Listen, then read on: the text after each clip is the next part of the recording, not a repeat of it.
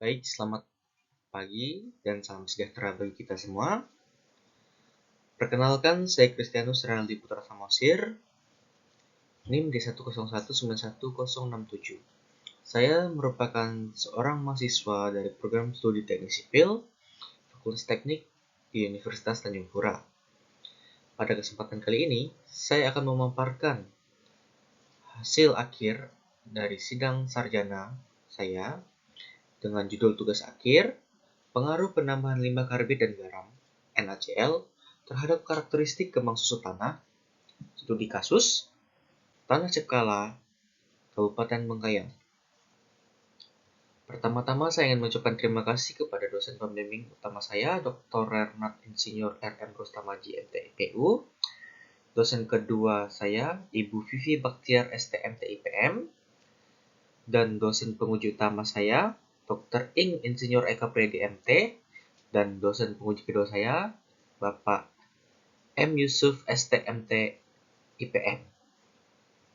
Baik, lanjut.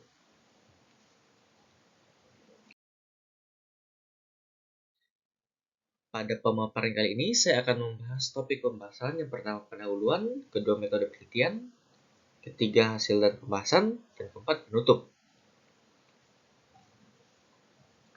Yang pertama, latar belakang. Salah satu permasalahan dalam mendirikan suatu konstruksi jalan raya adalah tanah di dasar jalan memiliki sifat-sifat yang buruk. Sifat-sifat yang buruk antara lain kapasitas yang tinggi, kekuatan geser yang rendah, kemampatan atau perubahan volume besar, dan potensi kembang susut yang besar. Hal ini salah satunya diakibatkan oleh faktor tanah, yakni tanah ekspansif. Merupakan suatu tanah yang memiliki potensi untuk mengembang dan menyusut yang tinggi. Akibat pengaruh kadar air. Hal ini diakibatkan karena volume tanah yang mengembang saat basah dan menyusut pada saat tanah kering. Akibatkan konstruksi akan cepat mengalami kerusakan, baik oleh pergeseran maupun kenaikan konstruksi jalan raya. Gambar di samping dapat kita lihat adalah contoh kerusakan pada jalan raya diakibatkan oleh mengembang atau menyusutnya tanah dasar di sebuah lapisan fondasi jalan.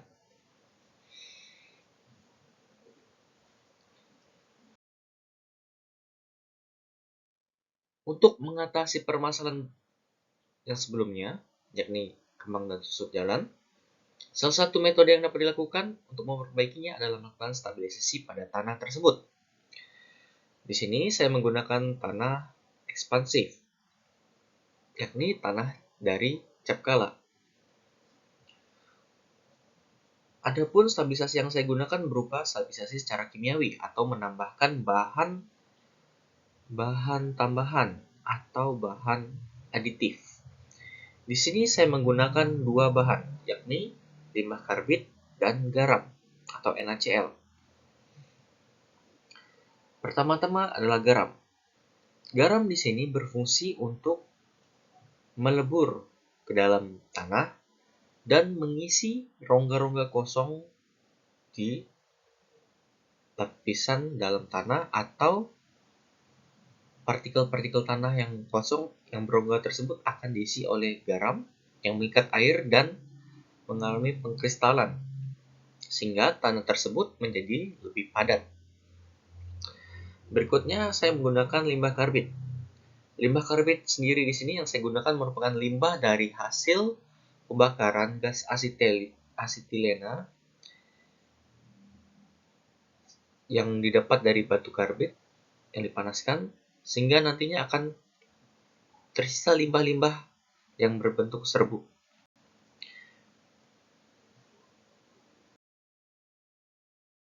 Limbah karbit di sini, seperti yang kita lihat pada tabel di bawah, memiliki kandungan CaO atau kalsium oksida paling tinggi sebesar 95,37%, di mana senyawa CaO ini memberikan tanah komponen kalsium yang lebih, di mana ikatan yang terbentuk dari kalsium di dalam tanah tersebut akan mengikat partikel-partikel lain di sekitar tanah. sehingga daya dukung tanah menjadi lebih kuat. Dengan begitu, maksud dan tujuan saya dari penelitian ini adalah untuk menganalisa pengaruh limbah karbit dan garam atau NaCl pada stabilisasi tanah terhadap karakteristik kembang susut.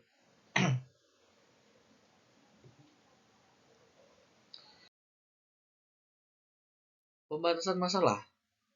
Yang pertama, sampel tanah yang digunakan tanah daerah Capkala, Kabupaten Bengkayang pada kedalaman 4 sampai 4,5 meter di bawah permukaan tanah. Kedua, penelitian dilakukan dengan uji laboratorium yang sesuai dengan standar yang ada. Ketiga, penelitian berfokus pada sifat fisik dan karakteristik kembang susut tanah Lempung Capkala. 4. Penambahan variasi kadar stabilisator limbah karbit yang dipakai adalah sebesar 5%, 10%, dan 20%. Sedangkan variasi campuran garam atau NaCl sebesar 2%. Kelima, penelitian ini dilakukan di Laboratorium Mekanika Tanah Teknik Sipil, Fakultas Teknik Universitas Tanjung Pura.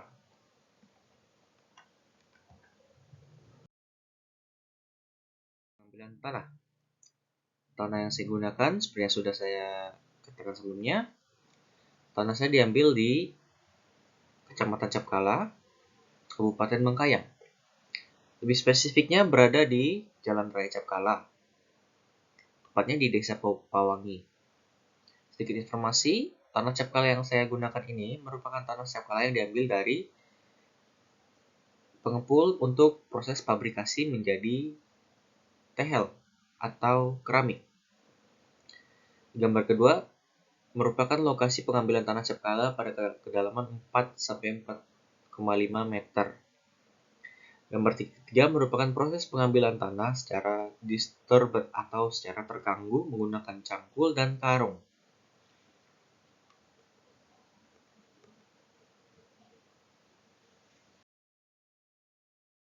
Saya menggunakan beberapa metode penelitian untuk mencari karakteristik kembang susut tanah.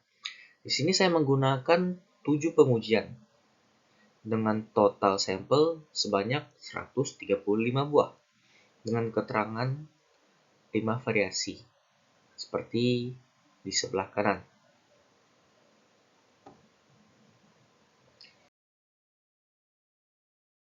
Berikutnya adalah tahapan penelitian. Yang pertama, penentuan lokasi sampel dan limbah karbit.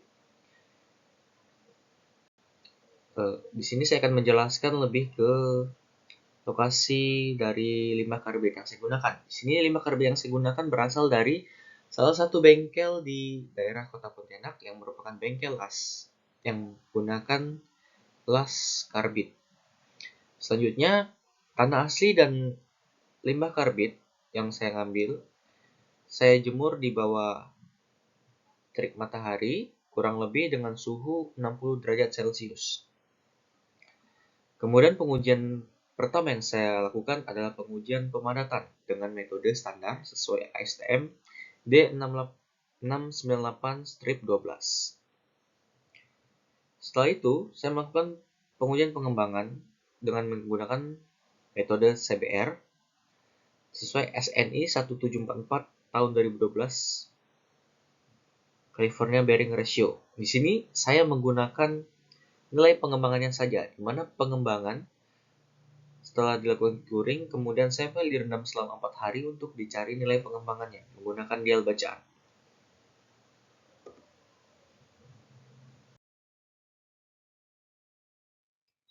Kemudian ada pengujian Free Swelling Index yang mengacu pada IS 2720 bagian 40 tahun 1977. Kemudian ada pengujian menggunakan Gioner Swelling Pressure sesuai ASTM D4546 strip 96. Kemudian ada pengujian berat jenis dengan acuan ASTM D854. Kemudian ada pengujian batas-batas Atterberg untuk mencari indeks kapasitas dengan acuan ASTM D4318. Dan yang terakhir pengujian hidrometer dan analisa gradasi yang mengacu pada ASTM D1140 dan ASTM D422 untuk mencari klasifikasi dan karakteristik dari tanah. Ini merupakan diagram alir penelitian yang saya gunakan untuk menyelesaikan tugas akhir saya.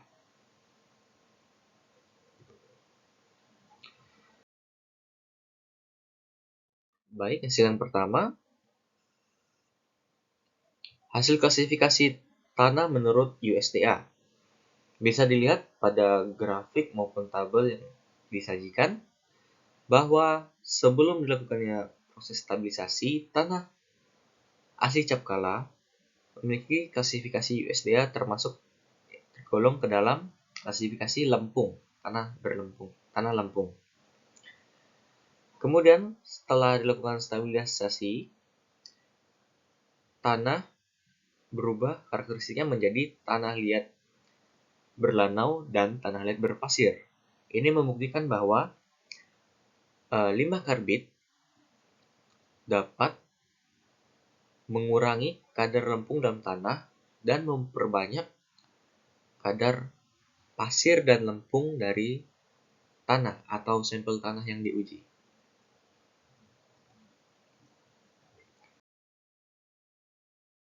Selanjutnya ada klasifikasi menurut USCS, di mana sebelumnya atau tanah asli diklasifikasikan menjadi tanah OH, dan setelah distabilisasi, tanah menjadi CH, MH, ML,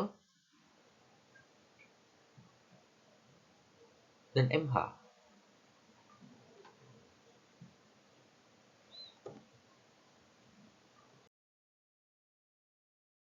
Kemudian ada klasifikasi tanah menurut ASTO, di mana sebelumnya tanah asli diklasifikasikan sebagai A75. Setelah distabilisasi, tanah berubah menjadi sebagian menjadi A76, namun kebanyakan masih diklasifikasikan sebagai tanah A75.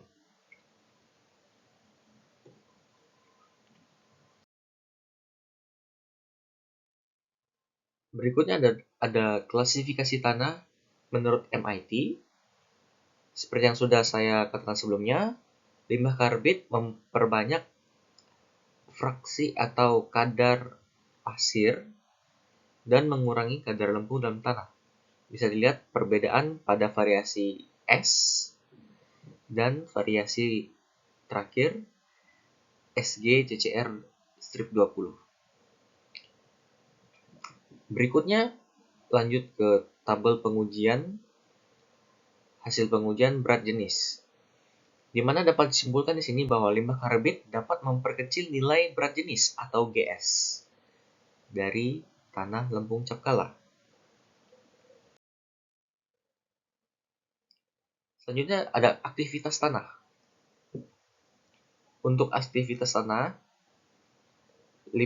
limbah karbit dapat menurunkan nilai aktivitas tanah pada tanah lempung Capkala.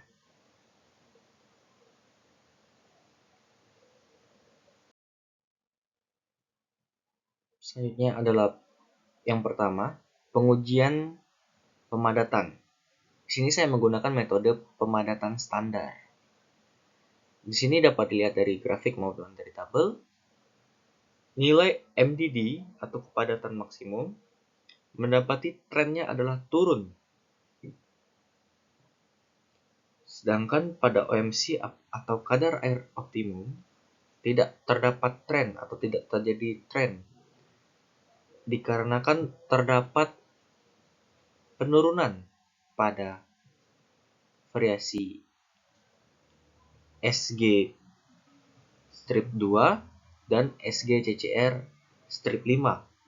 Namun nilainya kembali naik, kadar air optimumnya naik pada SG CCR strip 10 dan SG CCR, dan terjadi penurunan lagi pada SG CCR strip 20. Ini merupakan grafik pengaruh garam NaCl dan limbah karbit terhadap MDD dan OMC, di mana dapat dilihat pada grafik tersebut lokasi MDD dan OMC dari total sampel pemadatan tanah metode standar.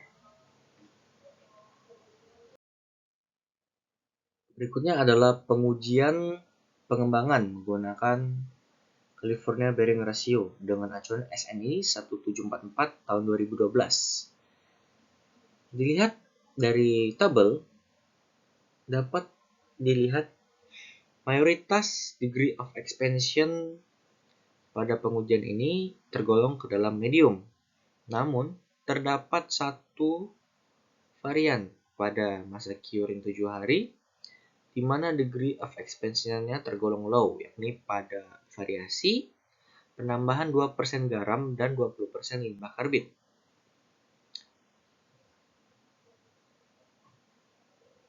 Dapat dilihat pada grafik, ternyata garam dapat meningkatkan nilai dari CBR swelling. Namun, pada penambahan limbah karbit, pengembangannya justru semakin menurun dan memperkecil nilai pengembangan. Dapat dilihat pada masa curing 0, 7, dan 14 hari. Selanjutnya adalah hasil pengujian dari Free Swelling Index. Dapat dilihat ternyata tanah asli dari tanah Lampung Capkala tergolong ke dalam derajat ekspansif moderate. Namun, seiring dengan dilakukannya stabilisasi tanah menggunakan garam dan limbah karbit, ternyata terdapat titik di mana derajat ekspansif menjadi rendah, yakni pada variasi penambahan garam 2% dan garam 2% plus limbah karbit 5%. Namun juga terdapat titik puncak di mana nilai derajat ekspansif menjadi naik, yakni pada penambahan garam 2% dan dan limbah karbit 20%. Ini merupakan grafik dari pengujian Free Swelling Index.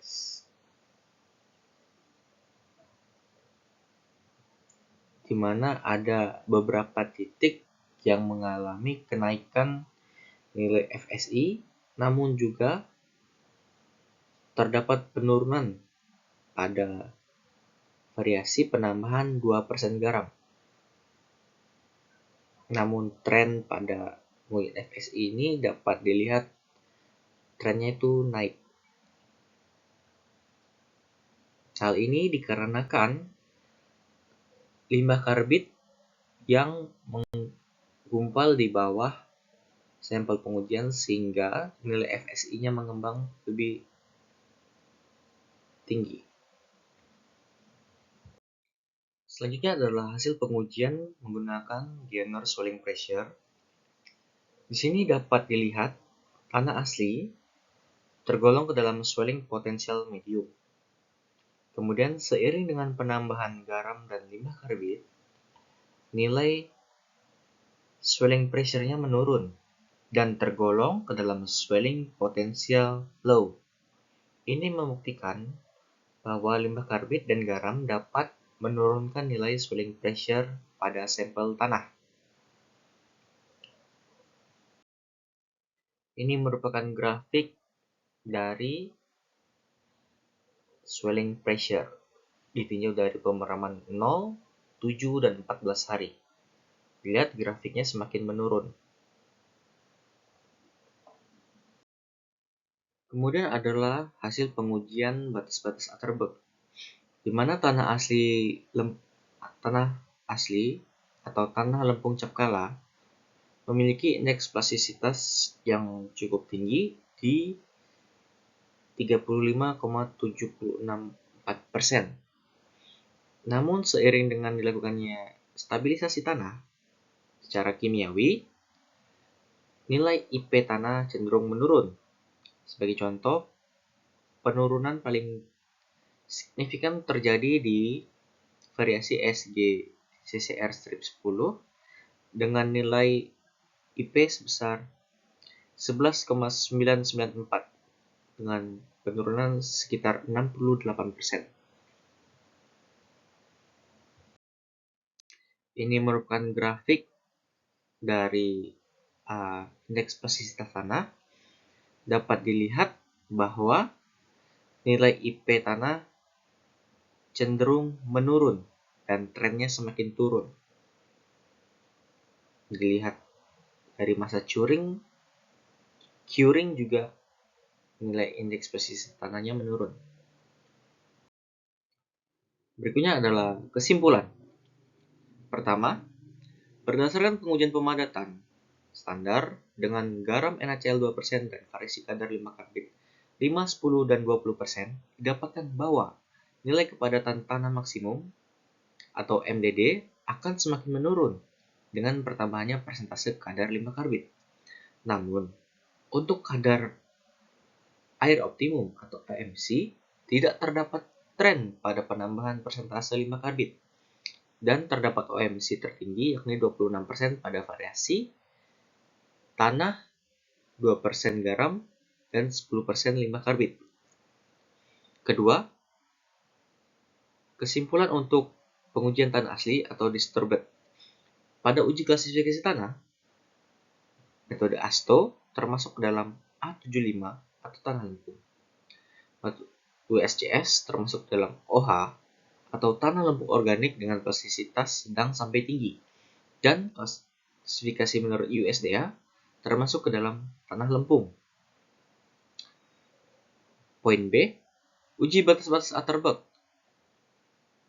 Dalam hal ini adalah indeks plastisitas tergolong dalam high swelling potential. Poin C, uji pengembangan atau CBR tergolong ke dalam swelling degree of expansion medium. Poin D, uji swelling pressure tergolong ke dalam swelling potential medium. Dan poin E, uji free swelling index termasuk ke dalam degree of expansion expansive moderate.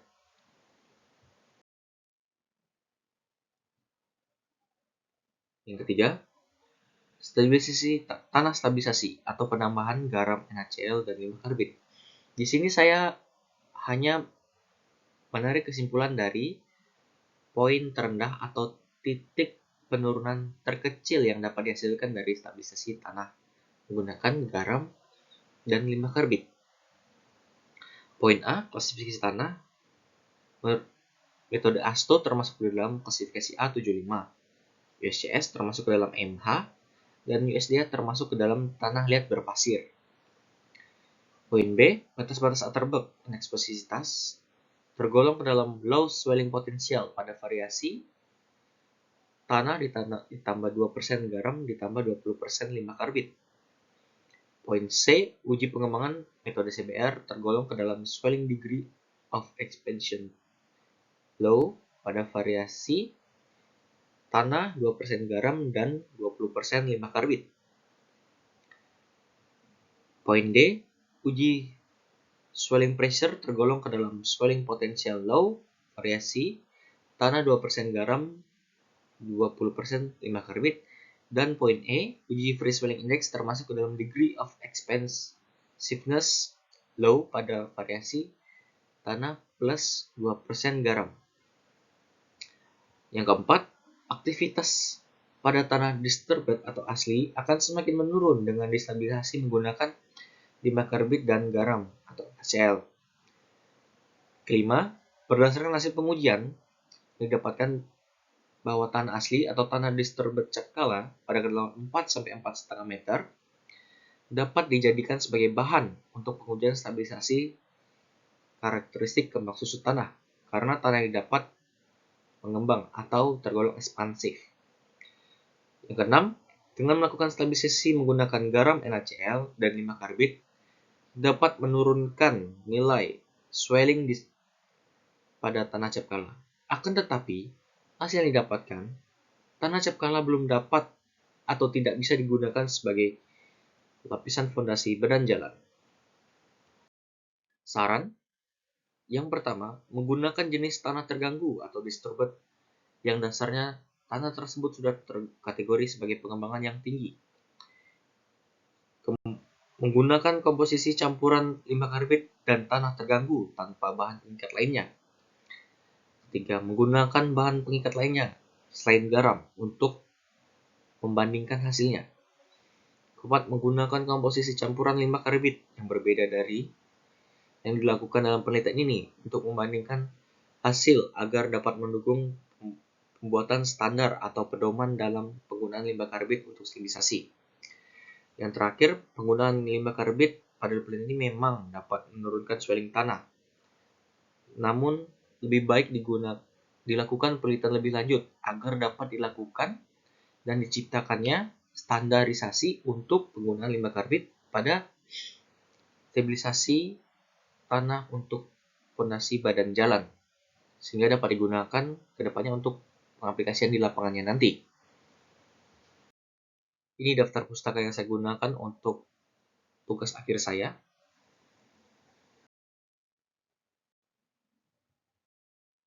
Baik, terima kasih atas perhatiannya. Mohon maaf bila salah-salah kata. Semoga penelitian saya ini dapat berguna bagi banyak orang ke depannya. Atas perhatiannya, saya ucapkan terima kasih.